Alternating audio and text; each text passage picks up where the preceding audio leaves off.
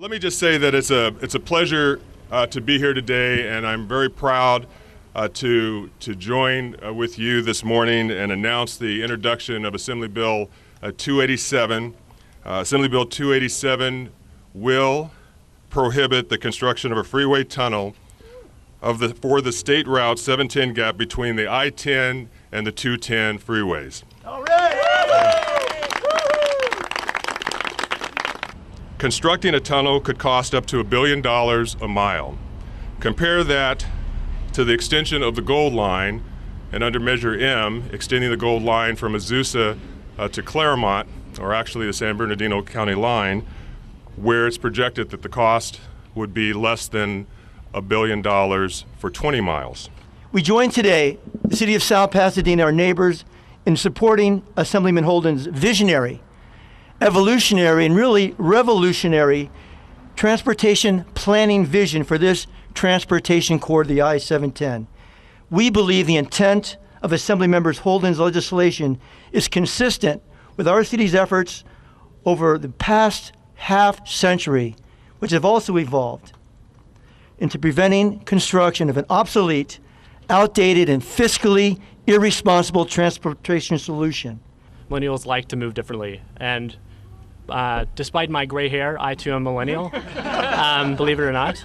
And I actually took the Metro Gold Line here this morning. And as an anecdote, and our study proves that millennials are less likely to drive, they're less likely to acquire driver's licenses, and they're more likely to live in neighborhoods where cars are not even an issue or where it's just not necessary to move about. This is for me a lot about health, because I'm a family doctor and I see on the front lines what people deal with: asthma, dementia, cancer, heart disease. Really, a lot of it is air pollution. So, hopefully I'm helping make the job of my colleagues a little easier, as those symptoms are easier to treat. I want to thank everyone here, all the cities that have worked with us, our No 710 family, and their activism and passion that help feed our work going forward. It made all the difference to get together, work together, and come up with a positive solution.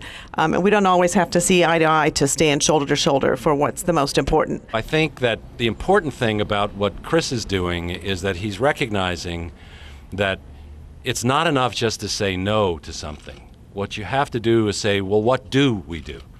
And his bill contemplates taking a look at the alternatives, not simply objecting to a solution that people are not willing to consider anymore, but rather, what are we going to do? There are issues, there are transportation issues that are confronting the region. The solution of the tunnel is clearly not the answer. What then is the answer? And I think this process that Chris has suggested and has been suggested by others is exactly right in terms of addressing the real transportation issues. The major problem we've been confronted with in terms of this whole 710 discussion is that it's paralyzed our thinking, and there's been a huge opportunity cost associated with devoting $30 million to date on the EIR, and God knows how much in the future. So I really welcome Chris's progressive step. I think this is really sort of the death knell of a project that all of us would like to just have go away, and I congratulate him for his initiative. Our state led the way by building one of the most advanced freeway systems in America. We should lead the way now by taking a 21st century approach to addressing our transportation needs going forward. Currently, there's an EIR that has evaluated 5 different options, including a no-build. The tunnel as a freeway extension is in that. What this bill would do is remove that from consideration. It would also create an advisory committee made up of corridor communities. Through the legislative process, we'll have hearings at various committee levels. Having community members either write letters or come up and testify would be very important.